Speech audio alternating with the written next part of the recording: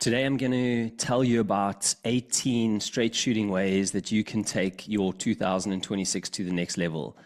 We already are almost finished January. It has probably just flown by.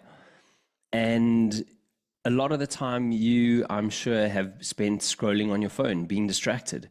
The world, the news cycle is absolutely chaotic right now, right? And it's almost designed that way to keep you distracted, to keep you from being your amazing self that has something positive to contribute to the world, right? And instead of doing that, what you're doing is you're addicted to this news cycle, to social media, to what other people think of you on your phones, and it's getting you absolutely nowhere fast. And you're actually feeling worse for it because, you're getting full of anxiety, full of stress, worried about what's going on in a country that's thousands of miles away from you that you more than likely can't have any influence over whatsoever. So join me today. I'm going to teach you about 18 things that will make you have a great 2026, and we're not going to beat around the bush here. Okay. Number one, don't be a wet blanket. Do things that scare you. Okay, do things that are hard things to do.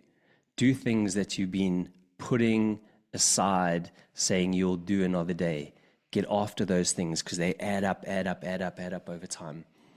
Do things that you're feeling resistant to doing, because that's when you know you should be working on something, is when you feel that like, oh, I don't really want to do it. Listen to your body, listen to what it's actually telling you, because often your body is telling you what you should be doing. So maybe there's some things that you can do, right?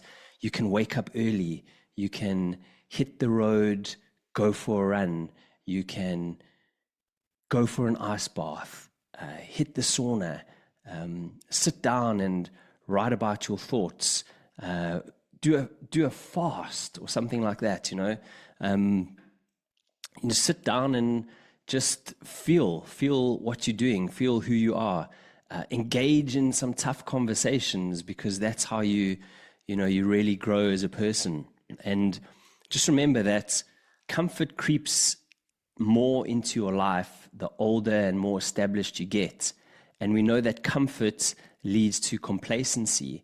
And that's why it's important for you to carry on grinding, because grinding is what keeps you fresh and what keeps you young.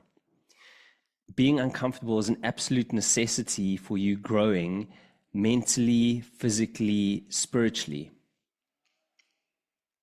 Number two, do things you deserve. You want the reward, that means you need to make the sacrifices. You want the beach body, you're going to have the discipline. You want a certain lifestyle, that means you need to put in the daily grind, right? Think about it like this. There's that chocolate bar that you want to eat, but have you done your 5-kilometer run to deserve it? There's some mental clarity, some peacefulness that you're after, but have you sat down and actually written your journal today to deserve it? That great marriage that you're after, have you had those tough conversations that you need to make it great so that you can deserve it? The success that you're after, have you put in the hours? Have you put in the work that's required to deserve that success? This is what you need to understand. You deserve the life that you have based on the amount of efforts that you have put in. And the reality is you have the life that you currently have based on the choices that you've made and the priorities that you've made. Okay, it's as simple as that. Number three, never ever be afraid to reinvent yourself, right? People are way too concerned what other people think about them, and that is really hindering your overall progress and trajectory in life.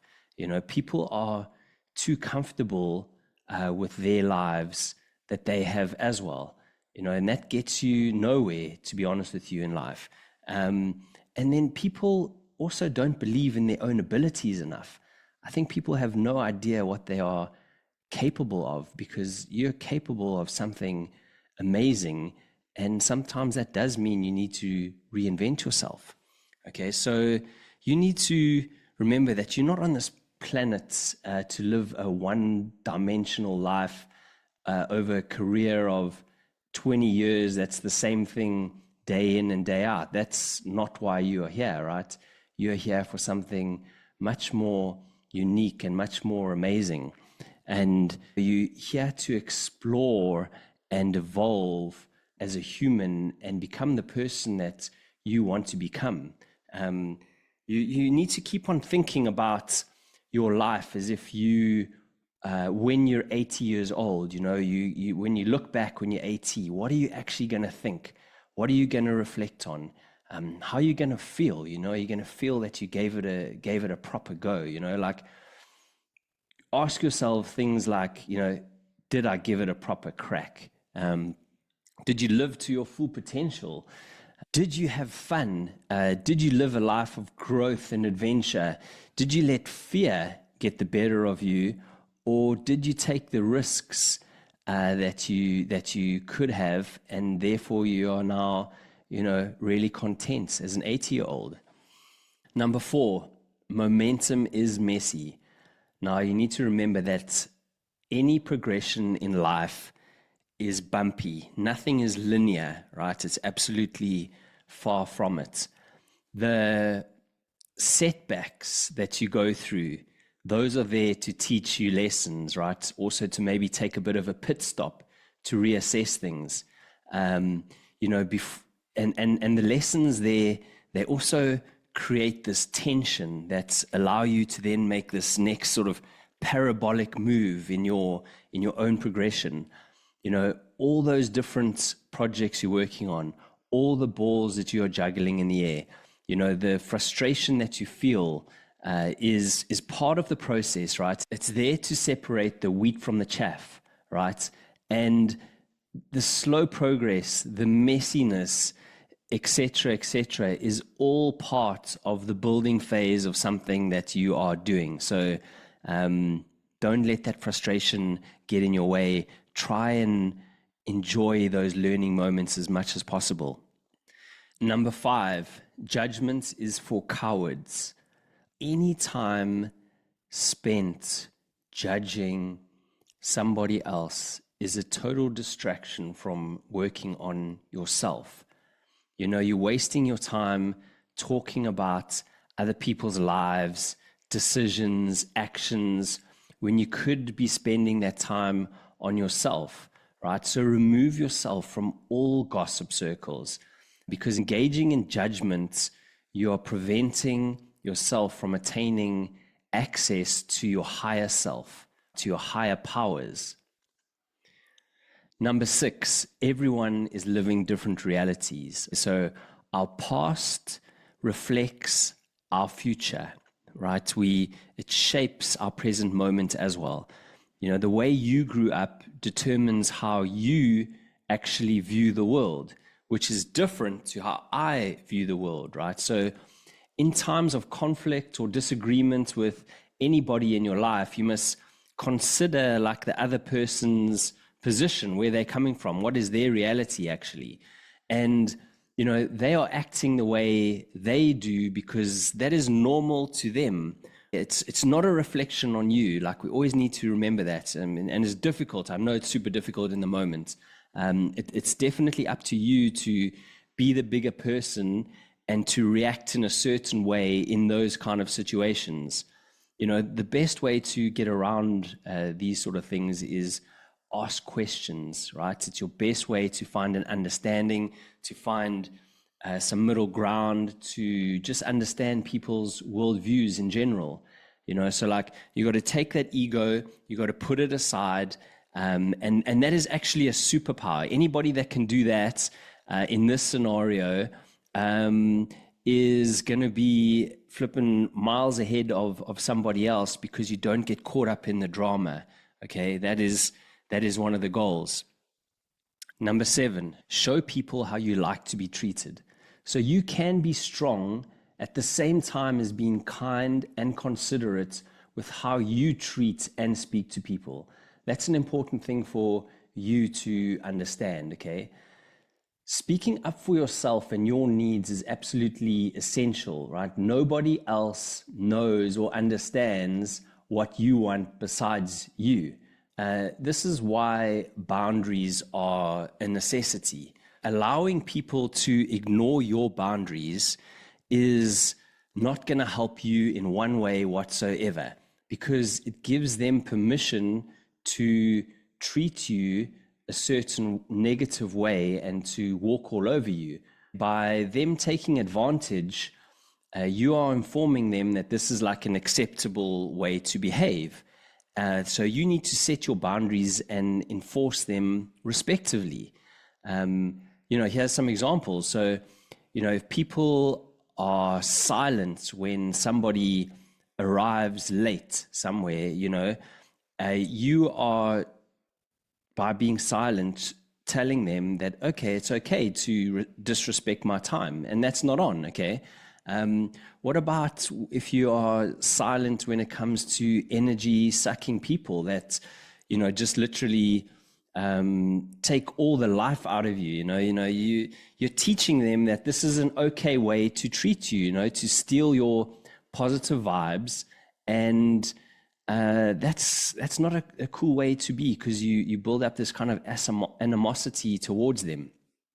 So, yeah, number 8. If you're not part of the steamroller, you're part of the road. So take action is going to be the most important thing that you can do in your entire life. Do the things that you say you're going to do. Don't just flip and say them and never do anything about it. The person who is half as gifted as you, the person who has half the amount of talent as you, is absolutely killing it in life right now, because they decided that they're going to take action. They're going to do something about the things that they say that they should be doing, and they are destroying it. And here you are sitting super jealous, pointing at them going, I can do that, I can do that, I can do that. But the thing is, you're not doing it, okay? You need to be part of the steamroller. So you owe it to yourself to show up every day and do the thing that you say you're going to do. Don't just talk about it, right? Taking action makes you feel happier, it makes you feel good, it makes you feel purposeful. So plan, be organized, go on those little adventures that you say you're going to do, do things like with your family, just be taking action on your life, right? Don't live a life that is full of empty promises. Operating in an uplifting environment is what you want to be part of. It's what other people want to be part of, and they gravitate towards that. So never underestimate the ripple effect of you being proactive and doing things, let's be unstoppable. Next one is guard your time ferociously. Seriously, the amount of zombies that are walking around these days is scary, right? They're walking around, looking down, staring at their phones, okay? Everywhere, right? They're walking down the road. They are eating dinner, avoiding conversation, looking at their phone, scrolling on their phone. You could be having an awesome conversation with somebody, you're training in the gym and you've got your phone and you're so distracted from what you're actually there for, which is to build your muscles, to get fitter, but you're scrolling on your phone, worrying about what other people are doing on social media. Your time is so precious, seriously. Imagine looking at your life when you are 80 years old and you see the percentage of time that you spent scrolling your phone, like 50%. Imagine 50% of your life you've scrolled the phone. You've only engaged in 10% of your life being present with real people in the human flesh, sort of thing. Like, what a sad way to look back on our lives, right? These phones are so distracting. Disconnect from the digital world, because the digital world makes you feel empty. You know what it's like after you scroll. You just feel empty most of the time, right? And that's not where you want to be. You don't want to have that void in your kind of body, because you feel empty and you feel isolated. So create space for and time for things that matter. Just be disciplined with your phone usage. That'll probably be one of the things we look back in human history going, man, wow, those phones were an absolutely terrible thing. They're awesome, but they're also terrible. You know what I mean? So number 10, avoid emotional embroilment. The way you respond to a situation determines the next steps. Highly emotional reactions is effectively a sign that you have not thought through this particular situation and you don't even understand your own feelings deeply enough.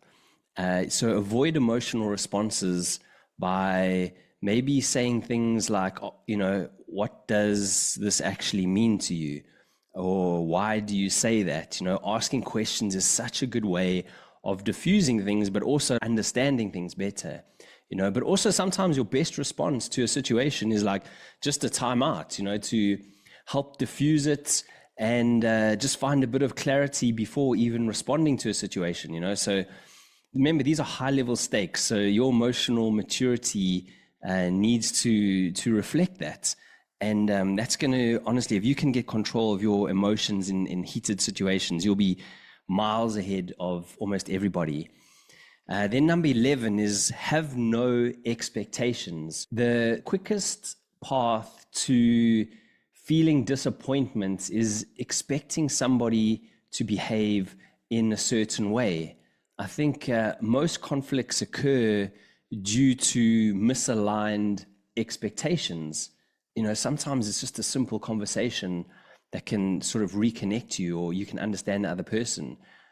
So it's easy to feel upset by expecting someone to be the way you want them to be. That's for sure.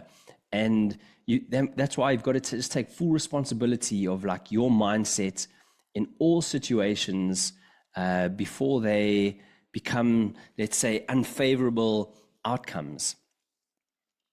Number 12 is be intentional. Think about how you want to show up in life, okay?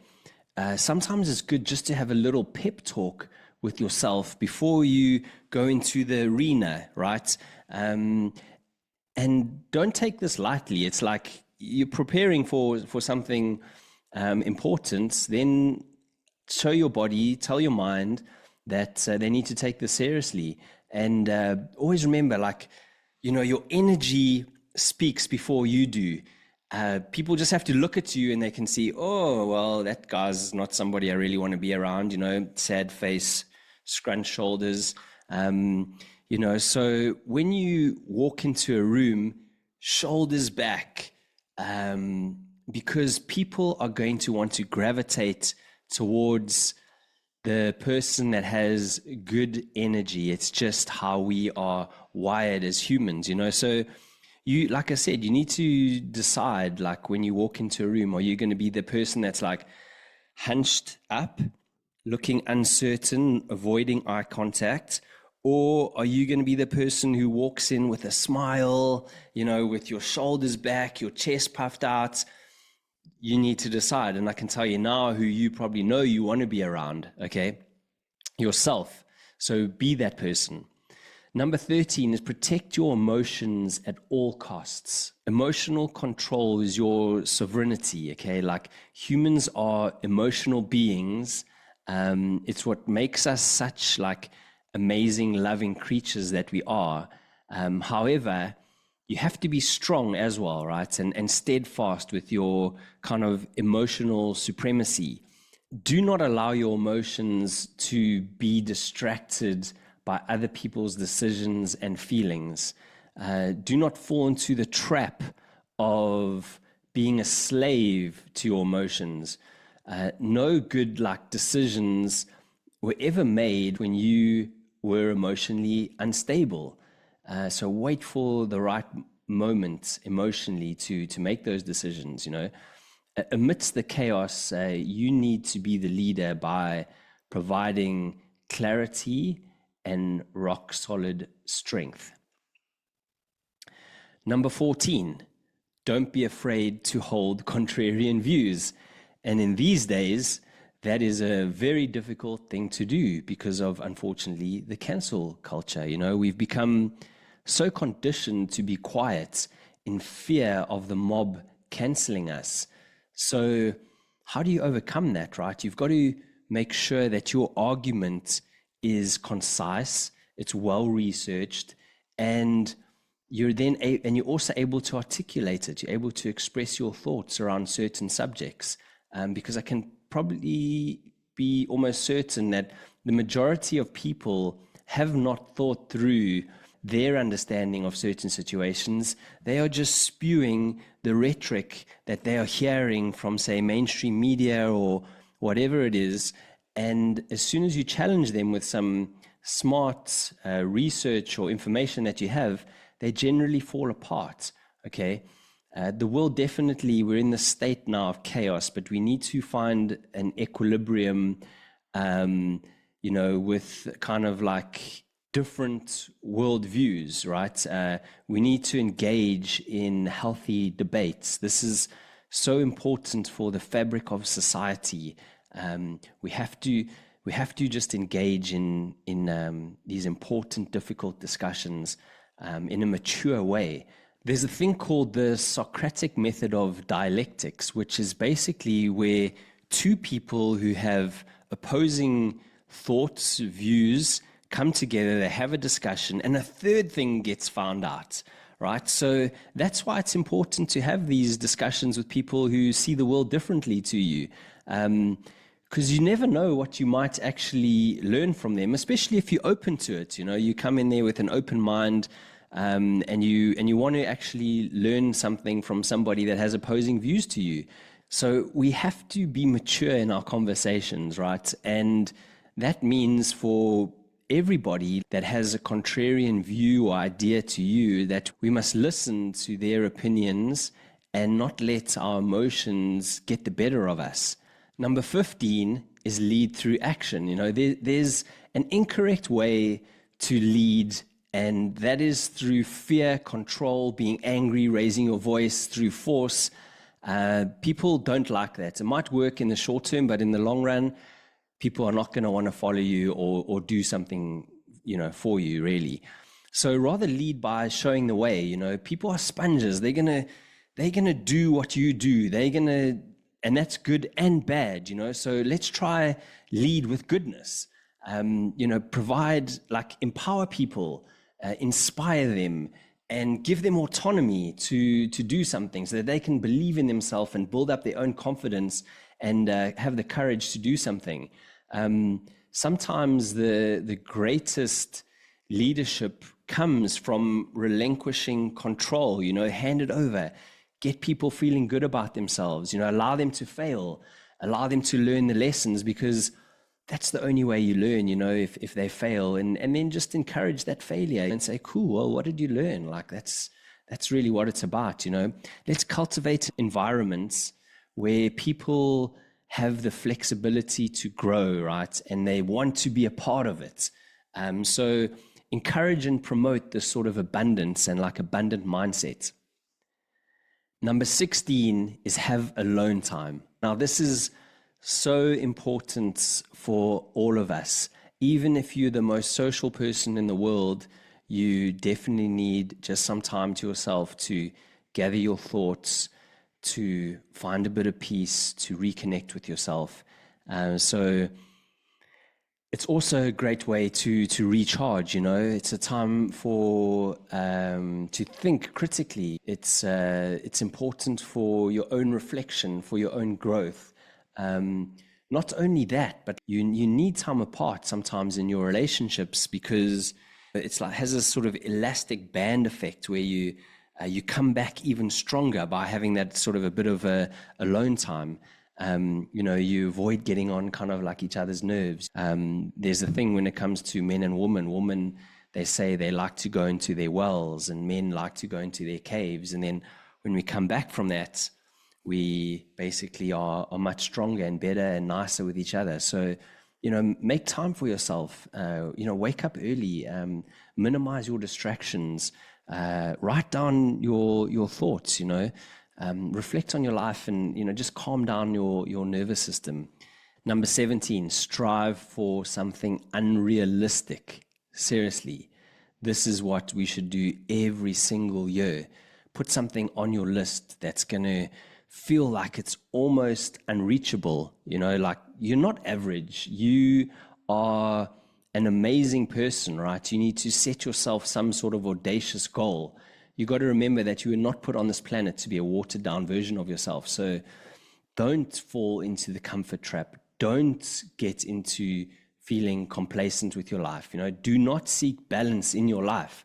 Seriously, make sure that you are pushing, because the less you push, the older you get, and the less sort of excited and motivated you are to wake up every single morning. Find harmony in how you spend your time and energy. Number 18, what you pay attention to expands. So I heard this quote recently, and I think you want to kind of listen to it twice and then apply it to pretty much everything in your life that you give attention to. Don't constantly point out when the child is behaving badly, the man advised. Instead, try to acknowledge when the child is behaving well, because what you pay attention to expands. So, quite a profound thing to say, an important thing for us to all think about. And I just wanted to say, have an awesome year. Let's make 2026 amazing. Drop me a message if you've got any other ideas, and keep being legends. Ciao.